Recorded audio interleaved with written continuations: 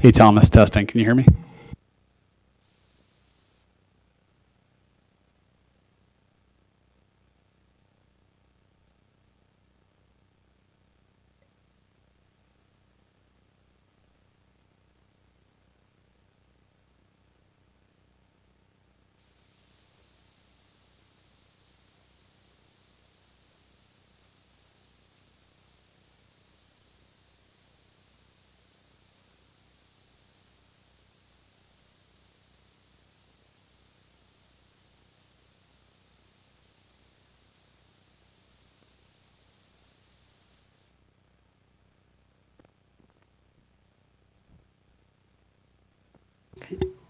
All right, good evening, everybody. It is 6 p.m., and I am going to call this July 24th City Council meeting to order.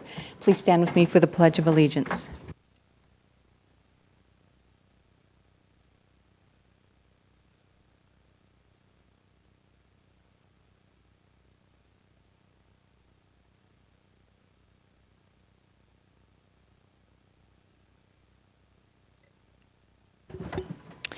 Okay.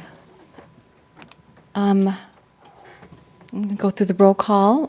Nick asked, Councilman Lavaca asked that he be excused. He is currently out on vacation this week. We are most envious of that. So, Councilman Loy, Present. Councilwoman Kesty, Present. Councilwoman Diamond, Present. Councilman Henderson, Present.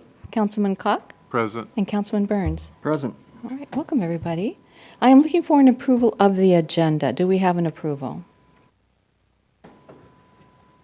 Madam Mayor, I'll make that motion. Thank you. I'll second it. Thank you. So we have a motion by Councilman Burns, second by Councilman Cock.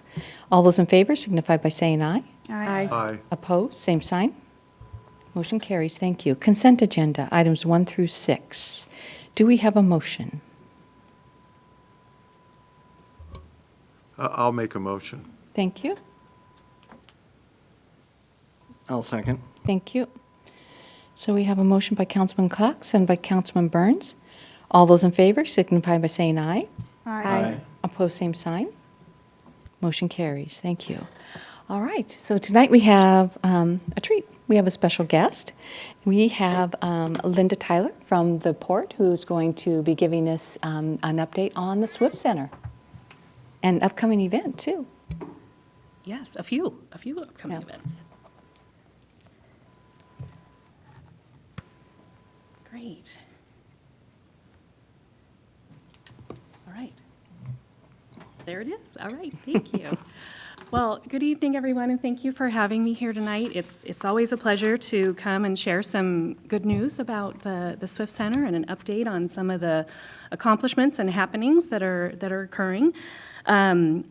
Just a bit of background and context. The Port took over local ownership of the property in July of 2018. So it's been 6 years now. 6 years have flown by. But we knew that this was going to be a long-term project, kind of a generational project. It was not going to be a sprint by any means. And we didn't do it alone. We did it with partnerships. City of Sedro-Woolley was one of those partners, very instrumental in this endeavor, along with Skagit County, the State Department of Enterprise Services. Lots of hands, lots of work, and it's just been really great. Next slide, please. Great, thank you.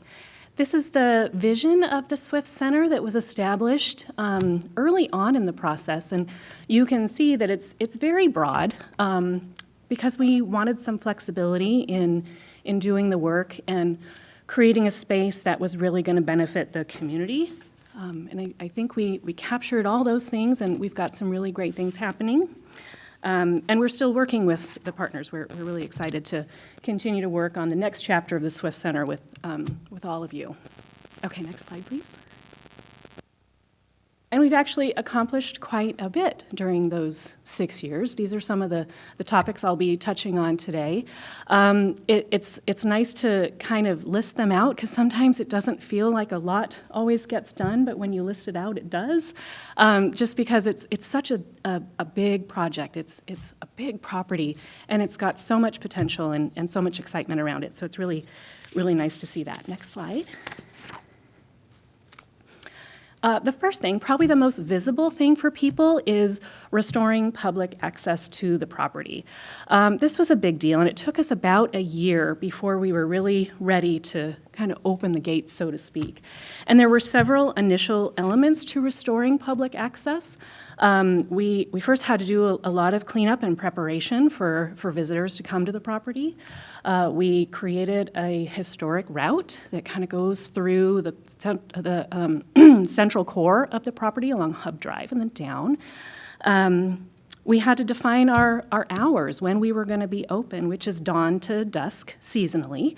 That's for safety reasons and just because we do have tenants on the property. We created a visitor's guide that has a map that shows the public access areas as well as the areas that are not available for the public to visit. It's not pictured here, but we added a lot of split rail fencing. Some of that was to define the public access areas, also around some of the old building foundations just for safety. You can see some deer in the bottom right photo. And then our team has been refurbishing some of the benches and installing them throughout the property. That's kind of the next phase of our kind of enhancing our visitor experience. We've done a lot of work with partners, mainly the Skagit Trail Builders. They've been phenomenal to work with in connecting the kind of Swift Center campus proper with the Northern State Recreational Area. And that's just been such a great addition to the property and kind of the community trail system as a whole. We also took our time.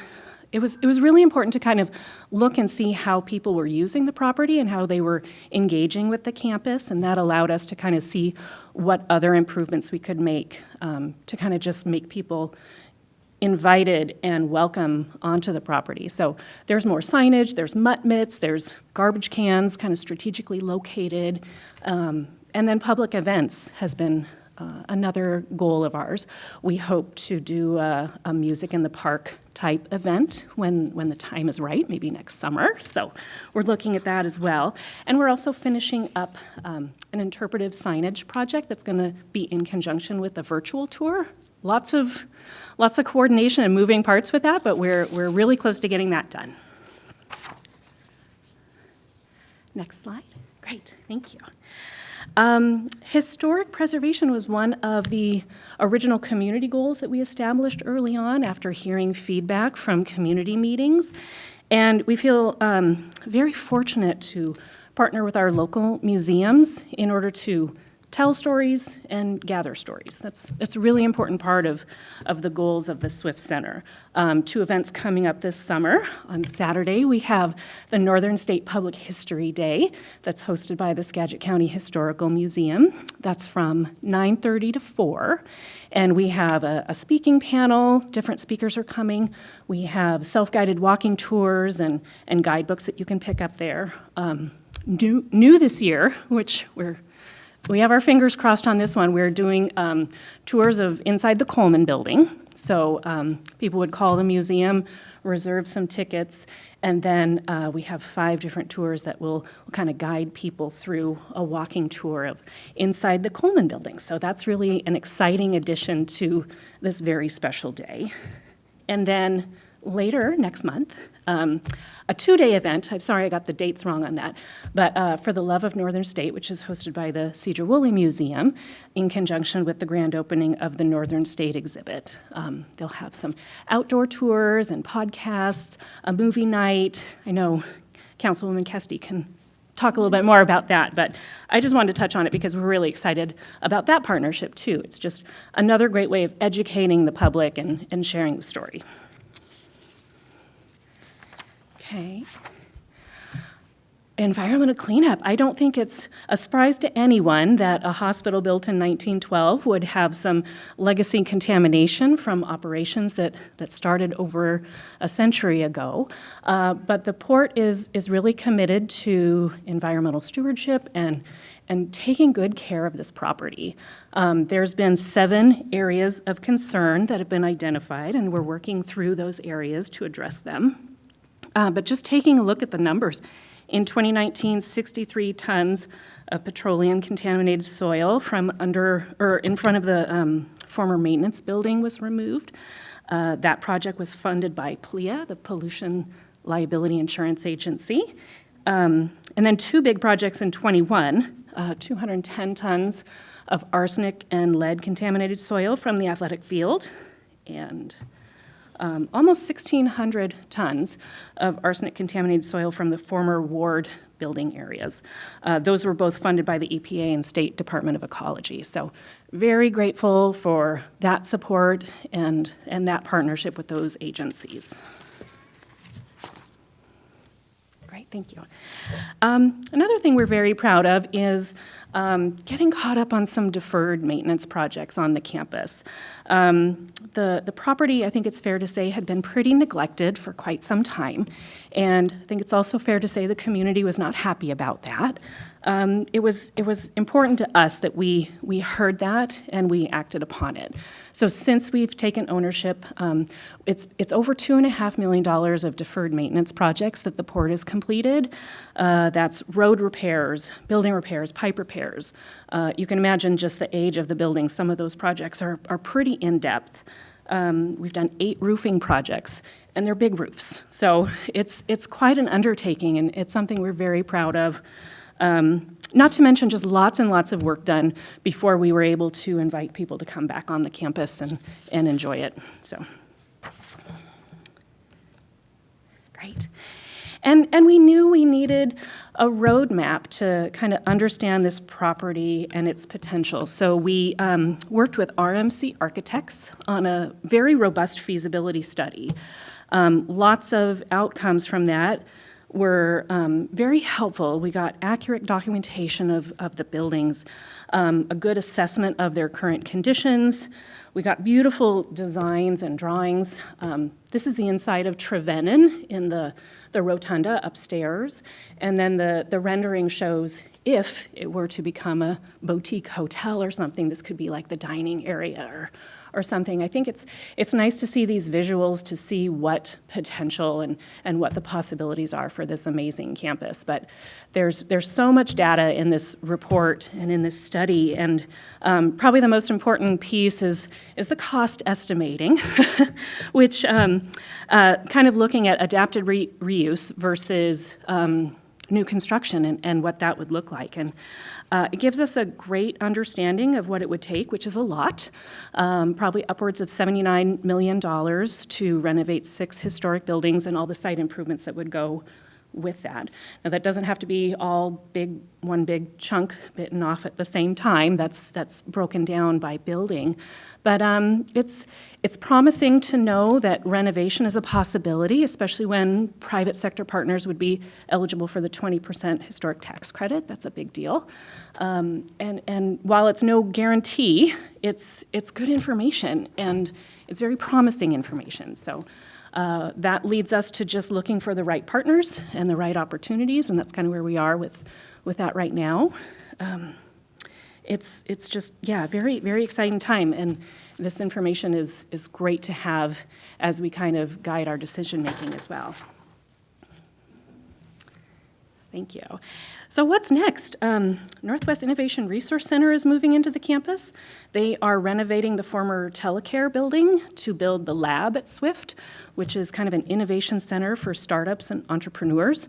Very exciting. They're going through the process right now. They've done a lot of the pre-work, and they're working through design and permitting and planning and all that right now. So that's moving forward.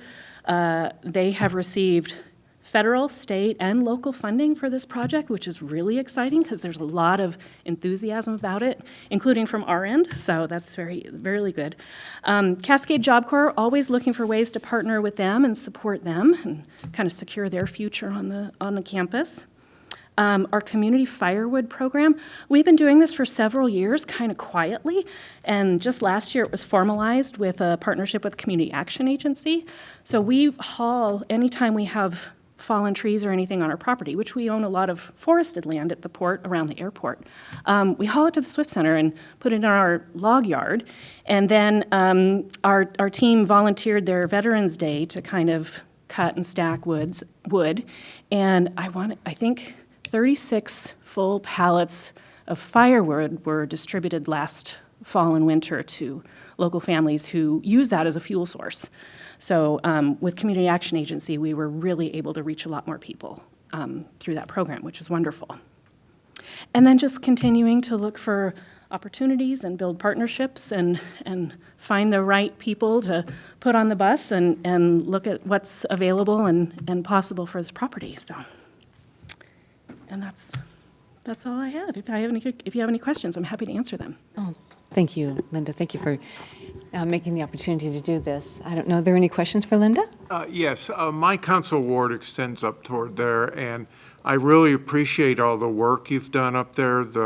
My wife and I walk quite frequently up there with our dog, and the benches, and it's just a wonderful area to walk. We see increasing number of people Yes. also walking, so I want to thank you for that. I did have a question. It sounds like you're doing a lot of the preparatory work in terms of to get ready for partners. But in terms of economic development, what's on the near-term horizon? My understanding is that when the Swift Center was envisioned, wasn't Janicki supposed to be a major partner, and are they still in the mix? Sedron, yes, Sedron was a big part. They were kind of an instrumental force in getting the property transferred to local ownership. They were really important in that process. Since then, they have gone a different direction and needed something I think they could stand up a little quicker. And that's fine. We're happy for them, and I think they're happy for us. But yeah, I think as plans change and you throw a pandemic in there and things just adjust as needed. And yeah, I think they're doing great, and I think it's kind of opens up another opportunity for a different partner then. I had a follow-up question. Those, I don't know what direction, those houses, they look like houses past the National Guard Armory. I just walked past those and looked at them. They're really in pretty good shape. I mean, could you put businesses in those too? I don't know that that's part of the plan. Oh, okay. There's some quadplexes that Yeah, look like that's what I'm apartments. talking about, yeah. I think from the outside they look fairly But not good. inside. They've had some water intrusion over the years and have they look a little rougher on the inside, I think. Yeah. Well, I appreciate everything you're doing, and you. it seems to me that it would be, once you're up and running, it'd be a great place for a tech or high tech or some kind of company like Yeah, that. It's a perfect place for their employees to get, recreation and. Yeah, we're really hoping that once the lab at Swift kind of puts their anchor in the ground, that people will see that innovation potential and really just kind of want to be a part of it. Well, thank you. I think it's very exciting. Yeah, and thank you for your kind words. Yes, go ahead. I just want to thank Linda because working with her through the museum and partnering up this weekend as well as next month, we're very much looking forward to it, and you guys always make it so seamless, and we appreciate what you're doing to save the history there, so thank you. Thank you. Yeah, thank you for your partnership, too. It's great, like I said, telling stories and gathering information. There's a fine time limit on when you can get that stuff from folks, and it's important to gain that. Yeah. So Linda, do you have some of that recorded? I know that there are recorded somewhere where people could tap into it, whether it be YouTube or whatever, or a website where people could go and listen to some of those stories and read some of the history. So the Skagit County Historical Museum, the past two events, they have recorded stories and testimonials from folks who have some sort of connection to the campus. They're not doing that this year. Instead, we're doing the tour and just see how that goes. But I know they've captured a lot of stories and history from folks with connection to the campus the past two events. Has it been well received? Yes. I think we had 300 people last year for Nice. the one-day event. Very nice. And I think we're probably expecting more just because the word gets out more and there's such a respect and connection, especially locally, to this campus. I think people are really excited to just be a part of a bigger group that gets to enjoy it. So we're really excited about Saturday and next month. Okay. Is there anybody else? No?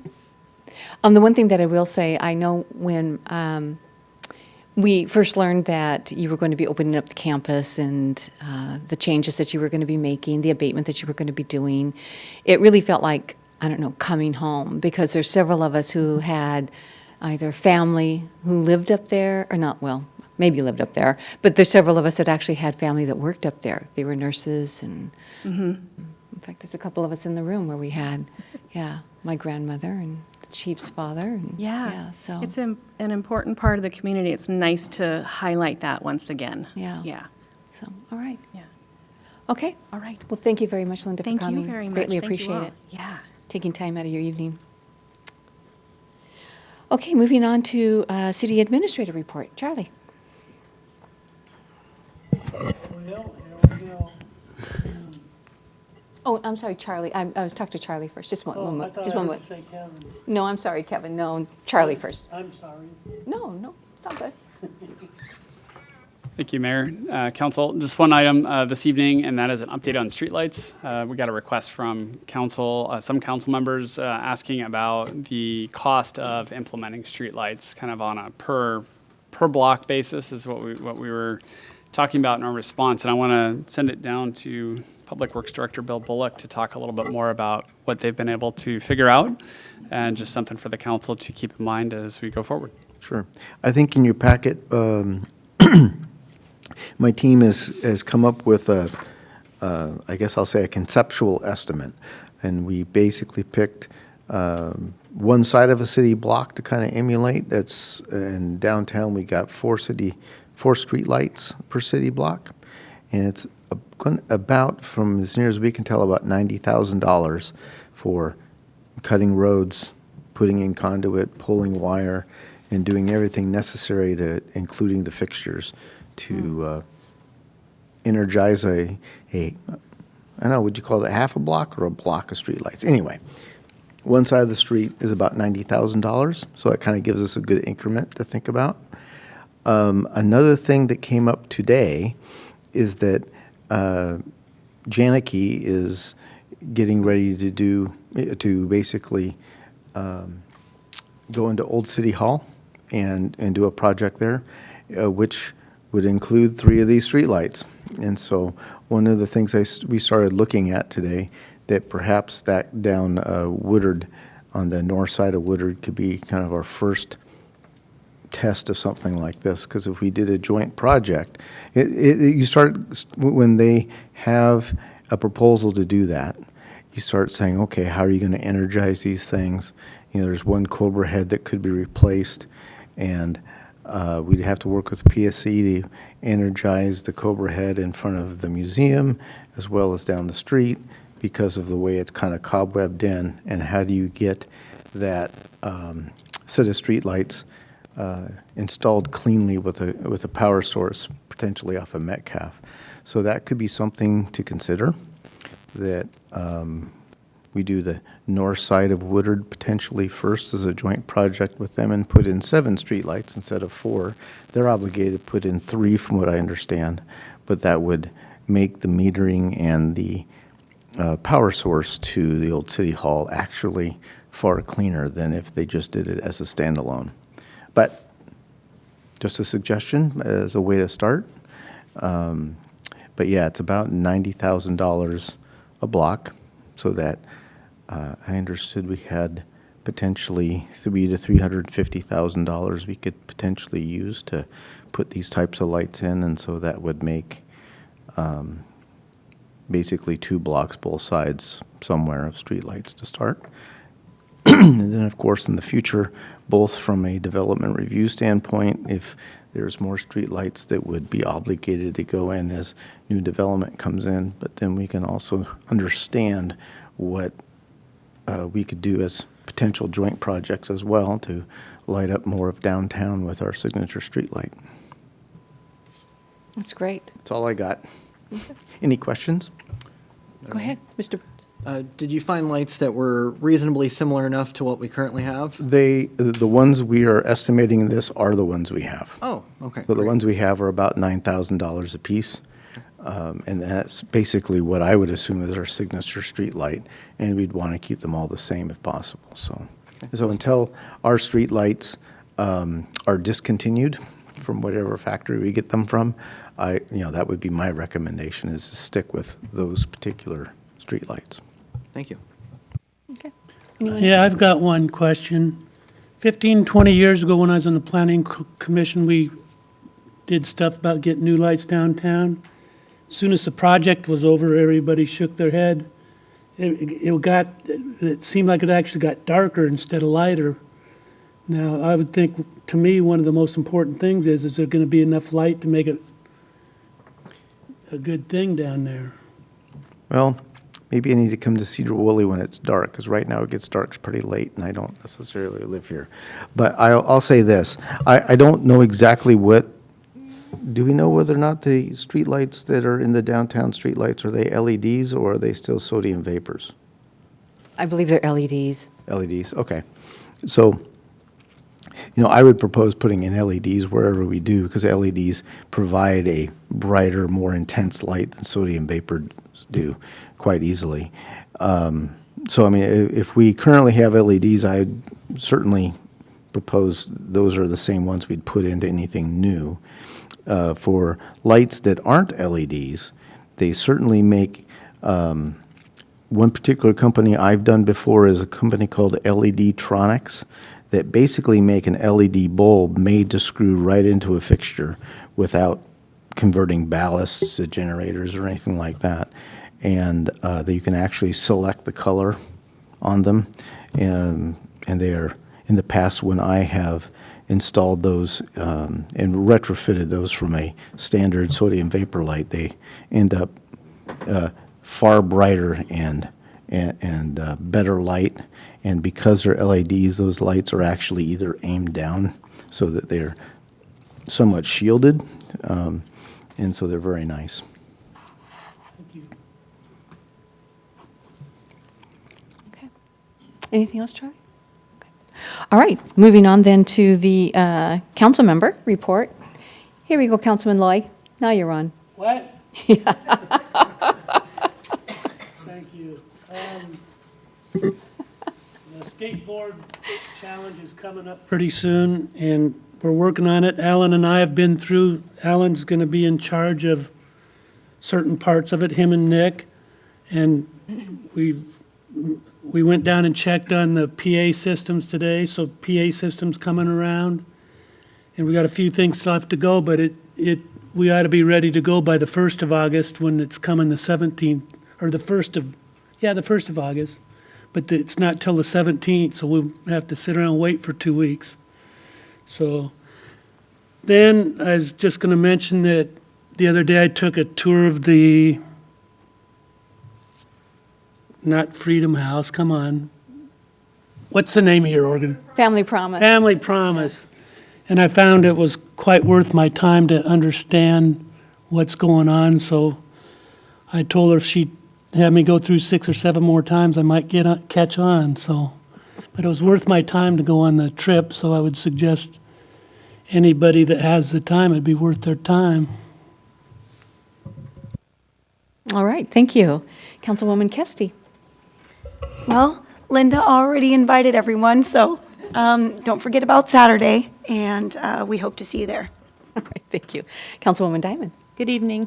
I just wanted to follow up. Several months back, we discussed with Mark a concern over the traffic going through the underpass around Jones Road, the trestle underpass there. During school, when school's in session, you'll get a lot of people going underneath that trestle in order to avoid the traffic coming down Highway 9 or Highway 20 through a lot of those neighborhoods. And as those neighborhoods are growing, I'm being approached again by constituents wondering if there will be a temporary light put in.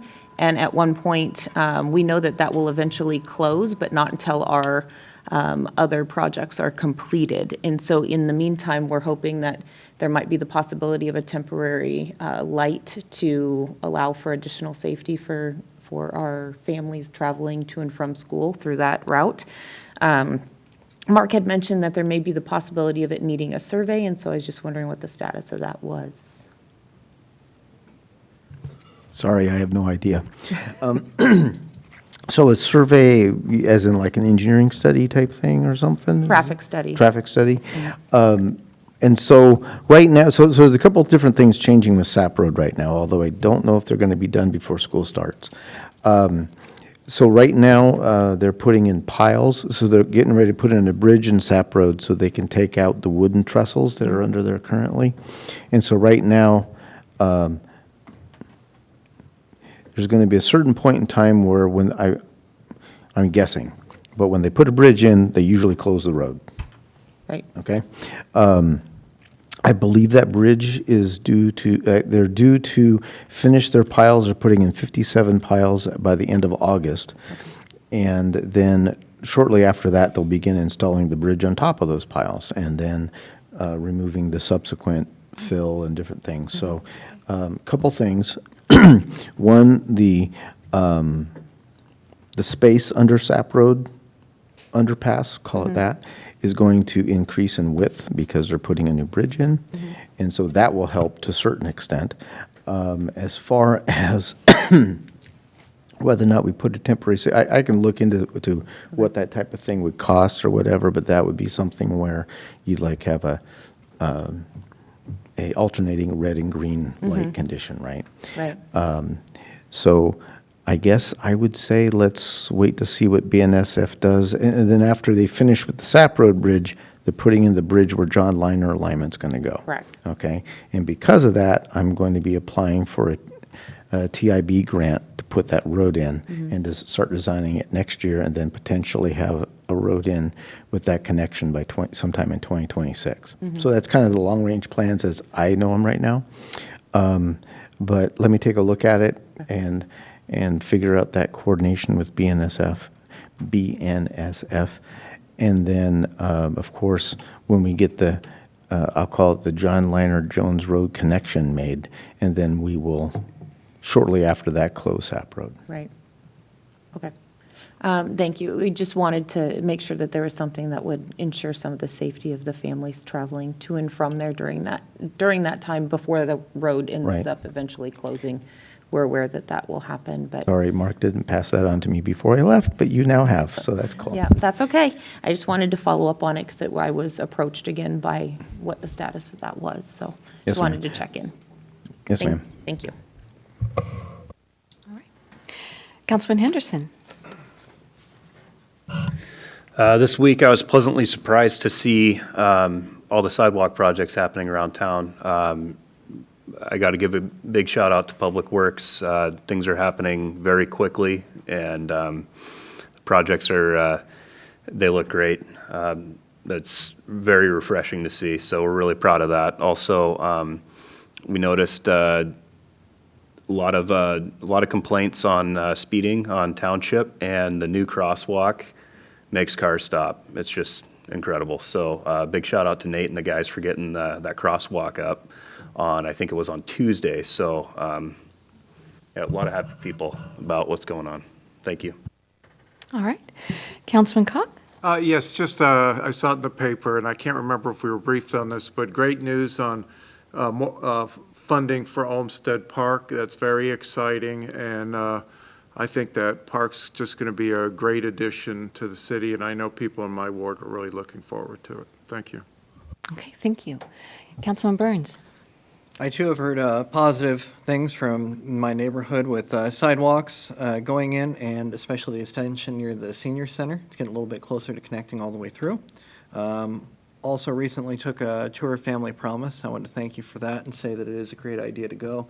Gives you a better idea of what they're doing over there. I didn't have a full grasp of their program, so I thought it was a great way to learn more. Thank you. All right, thank you. I have no report tonight, so we will move on to public comments. It is 6:33. I will open up the opportunity for public comments. Ask that you keep it to 3 minutes. Please give your name and how you're affiliated with Sedro-Woolley. And I see, Catherine, you have signed up, so yeah, we'll have you start.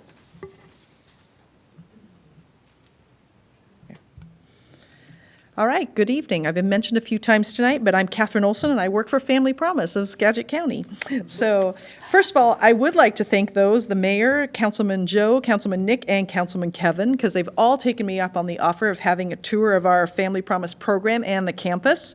I think Councilman Loy said it best to me last Friday when he said, "A presentation can be dry, but getting a tour, you get to see what you actually do, and it's so much better." So I encourage all of you to come and take a look, and that includes anybody who would like to come and see as well. You'll really get a good idea of what it is like to enter our program, be able to see what our facility and what we do there, and in addition then see our vision for the future. I'm speaking today because at the last City Council meeting, I heard you discuss and ultimately vote down sending money to Burlington and the Volunteers of America. I agree that we do need to collaborate with the other cities, but you do have a need and projects right here in this city. Family Promise helps with rental assistance, deposits, and so much more. In addition, within Sedro-Woolley city limits, we also have 2 transitional houses, and we're in the process of purchasing the property in city limits for a tiny home, or as we like to call it, cottage neighborhood. We're currently working with Nicole at the Planning Department and Raymond Faber, who builds cottages. He's a builder out of Whatcom County. He's also working with Nicole. And Central United Methodist Church has the land to sell us, and we're negotiating that right now. We have a plan to build between 10 to 12 of these cottages with a large green space for kids to play and for families to gather. I've brought with me tonight some examples of what those cottages look like with little floor plans and photos, so you can have those if you would like. Cottages are 1 to 1.5 stories, and they are under 800 square feet. They can vary from 1, 2, or 3 bedroom configurations. We can have one that has approximately 400 square feet for the basis, and we can put 2 side by side to create the larger ones, and they have bedroom lofts. So for Family Promise, we've been keeping statistics on all of the families that we have served over the years. Almost 30% of the families who come into our program only have 2 family members. For us, a family has to be 1 adult, 1 child under the age of 18. So 30% have that. Another 33% of our population we serve has 3 family members, and 20% has 4 family members. So 2 and 3 bedroom cottages just make sense. With the land and what the design we have seen, we could fit 10 to 12 of those units on that property. We have some donors who would like to remain anonymous, but they are willing to contribute to the cost of the cottages once they see 2 to 3 being built and that we're managing them and being well used. We also have been speaking with a local affiliate of a national nonprofit in Mount Vernon that has just received a large grant to build tiny homes. They're joining us, and we're hoping to be able to announce who they are shortly. In addition, we already manage properties. We have other programs that we do, and we're capable of managing these tiny homes. There is a definite need for family housing in Sedro-Woolley, and we feel we can help. Of course, it takes funding, but I want to put Family Promise on your radar once again and let you know about our plans for the future. I'm actually giving a very detailed presentation of all of this on August 14th at your council meeting, but I wanted you to know about the project before, so just keep us in mind.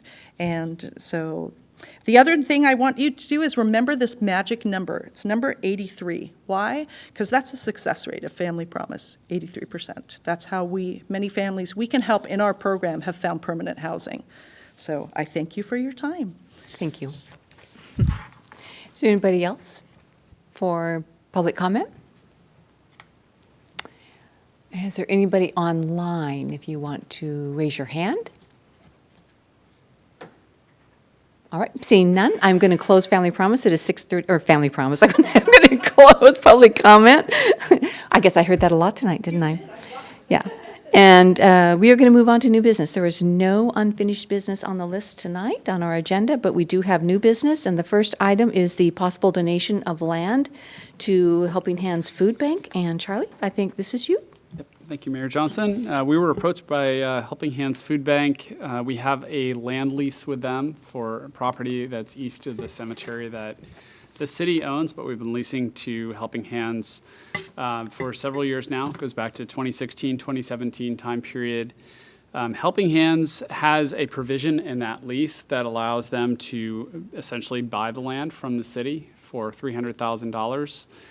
And there's more background to it, but essentially the way it works right now is the general fund owns the land. So the general fund of the city is leasing this land to Helping Hands, and we are getting money back that tends to run between $12,000 and $16,000 a year.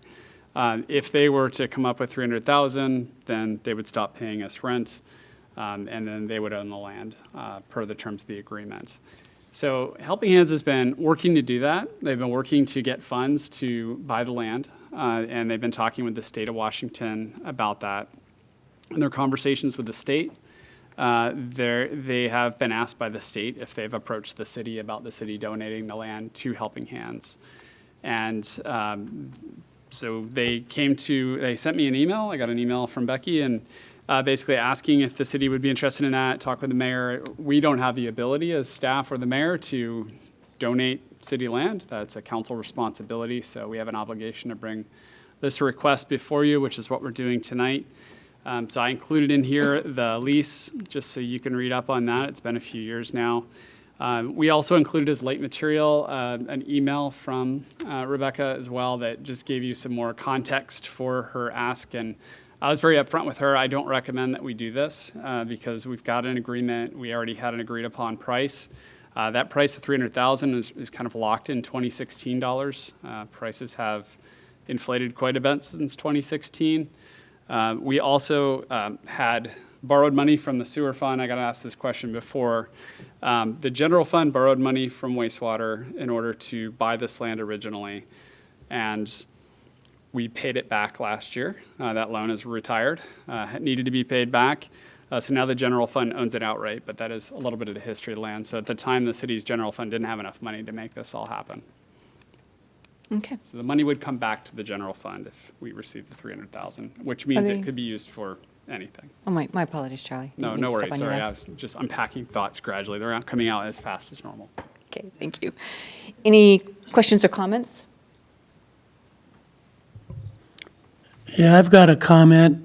I don't believe that we should give that land away. There's already an agreement in place for them to buy that at a price that's probably a pretty good price nowadays compared to 2016. So I'm against giving it away. Go ahead. I agree. I think we should follow that recommendation and stick with the agreement and suggest no. All right.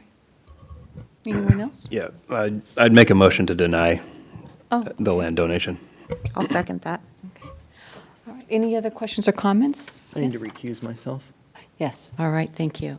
So we do have a motion on the table to deny the request to donate the land to Helping Hands Food Bank, made by Councilman Henderson and seconded by Councilwoman Diamond.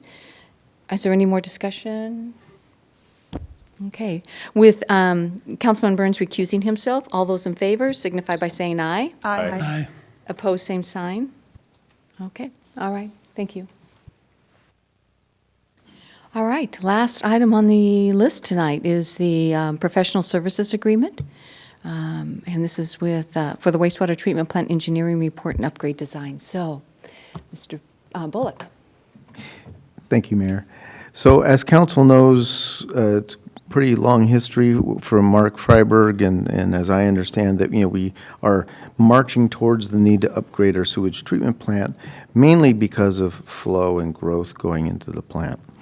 And so when I got on board, one of the first things I did was start an RFQ to find a design engineering team that could help us with that.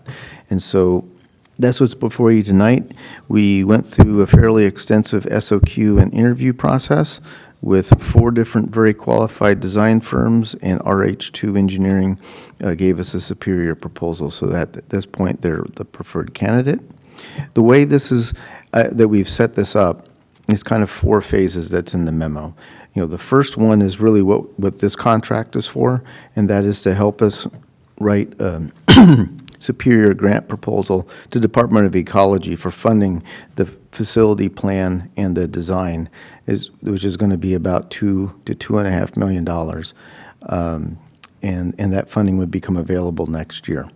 So that's an important first step. And then we would find out whether we made that funding list in January, and then the legislature would approve the funding in June. And then at that point, we would step into the engineering report, which is also known as the facility plan. I got told by the consultant that the facility plan is a term that was used in the 90s and the early 2000s. They call it an engineering report. So that's why there's a little bit of a difference there. But then as we understood that, we would do an amended contract to step into the facility plan. I'm sorry, I can't stop calling it a facility plan. But basically, the facility plan is part of the analysis for what we need to improve the treatment plant that would inform the design and what components of a design we'd follow. And then, and so in the future, as we hit these different steps, as we know what they are, and the scope gets far more refined than the planning level scope of work we have now, we would just simply amend our contract, and then the funding source would be the grant. We're fairly confident the DOE is going to give us a grant of some kind in order to move forward with the design, because they're aware of where we are with our treatment plant, and they want to see it upgraded in a timely manner. So what we're asking today is that we have a motion to enter into contract with RH2 Engineering to begin this process. Is there any questions? Go ahead, Mr. Richardson. Thanks, Bill. Is this going to end up being part of our comprehensive plan? So, excuse me. So the city has hired Pace Engineering to develop the sewage treatment plant chapter, or the wastewater treatment plant chapter of our comprehensive plan. But as we step into the engineering report or the facility plan, both RH2 and PACE will work together to make sure those are supporting each other, because they kind of need to support each other.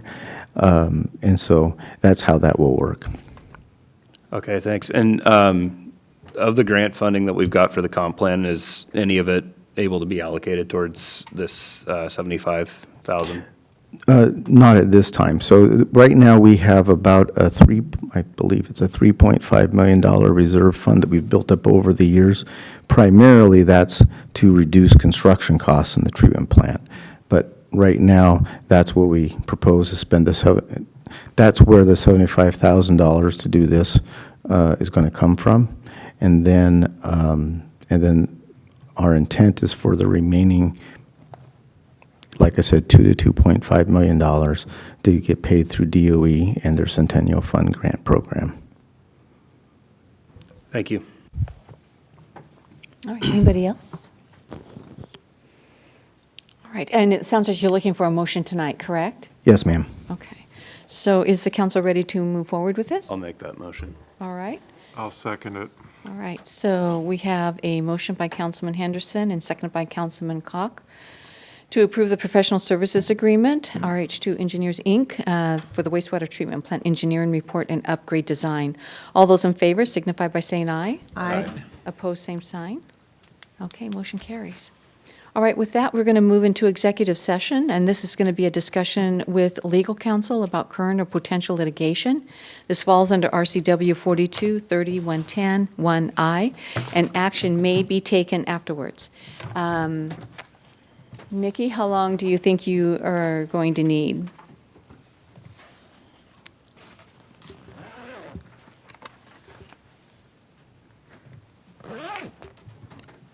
Are you muted, Nikki?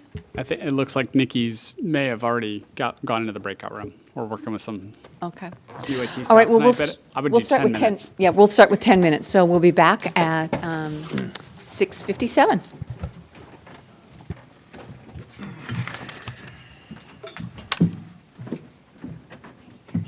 Thank you so much, Linda. I really appreciate it.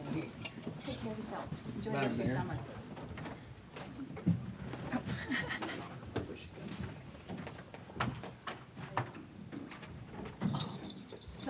Sorry. I usually open that up.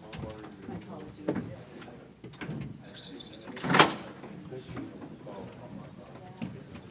Ladies first. Another day, Sean. Come on in. Thanks so much. Sorry I didn't introduce myself. Oh, that's okay. I didn't want to interrupt your guys' flow or anything. All right.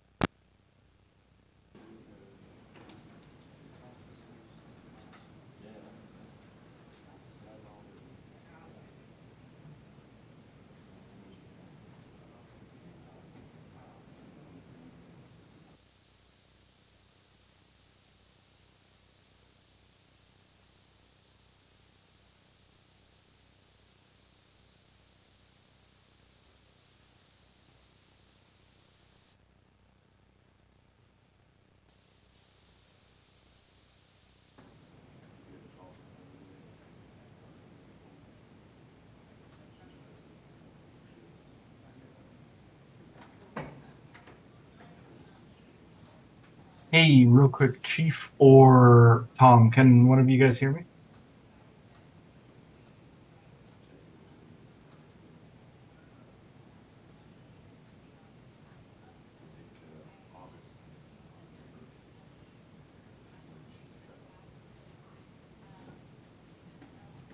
Kelly, can you hear me?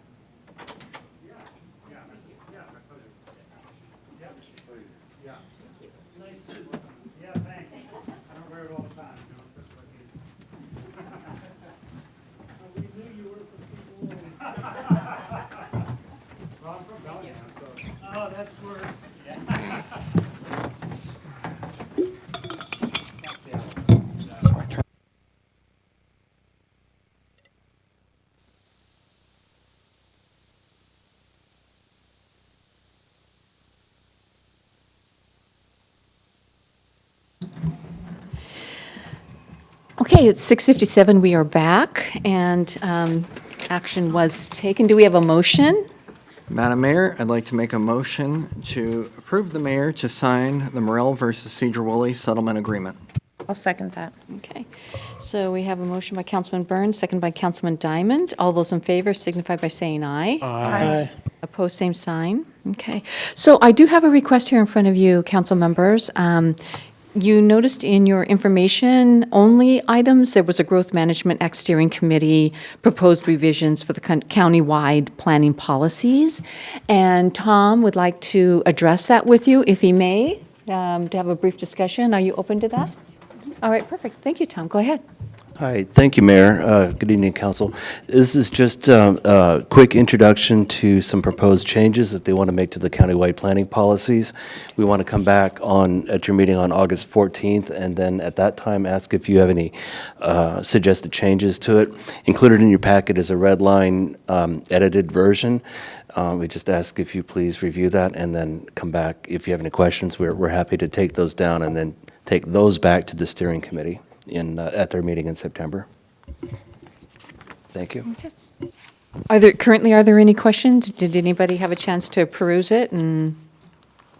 Okay. Hearing none, then it is 6:59, and if there is no opposition, we are adjourned. Thank you.